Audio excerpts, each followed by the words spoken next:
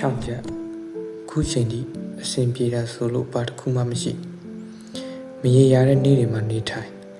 မတည်ကြတဲ့နေ့တွေကိုမျှော်လင့်တနေ့တခြားကဘာကြီးနဲ့ပုံနီးလာမလားလို့စွန့်စားခဲ့အားဆိုင်ခဲ့မိုက်မဲခဲ့တီကုန်မိတဲ့တက္ကသိုလ်တွေကိုလည်းဘလုံးမအပြစ်မတင်ရအသက်ကလည်းမငယ်တော့အရွယ်ကလည်းရင့်ပြီးကိုရင်ကိုဖွင့်ကြည့်မိတော့အံ့အားသင့်စရာပန်းချောက်တွေတပွင့်တော့မှမရှိနေကင်းကြောင်တော့ကြောင်ကြကြရက်ကွက်တစ်ခုထဲမှာမောင်ကျနေကြတဲ့ဘသူသိနိုင်မလဲအစွဲလန်းနေကြောင်အလွမ်းတဲ့အပိတ်လောင်ခံဘဝအန္တရာယ်ကြီးတဲ့အထီးကျန်မှုမှာကိုယ်ပိုင်နိုင်ငံလှလှတစ်ခုတည်ထောင်ကြပါတယ်ဒါပေမဲ့မြေတကွက်ဝေးလို့ဖြာတစ်ချက်တောင်ပင်နေမှမသိကားတစ်စီးဝေးလို့ဖက်နဲ့တရက်တော့ပင်နေမှမသိနောက်ဆုံးကိုယ်နမဲကိုတော့မှမိမိရဲ့ရမပိုင်သေးအရာဟာကိုမျိုးဝေးကွာလုံးက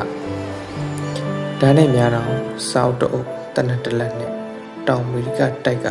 လူငယ်တယောက်ရဲ့အိမ်မက်အယူမှုတတ်မှတ်ခဲ့ဘူးရဲ့တစုံတရာအစင်သင့်မဖြစ်သေးခင်အတတောင်ကျင်းလေးထဲမှာမကြာခဏရဲစည်းတင်ရင်အသိဉာဏ်နည်းနည်းပပအမှုပညာနည်းနည်းပပနဲ့လောကကြီးကိုဖျားရောက်မိတာပါလာတန်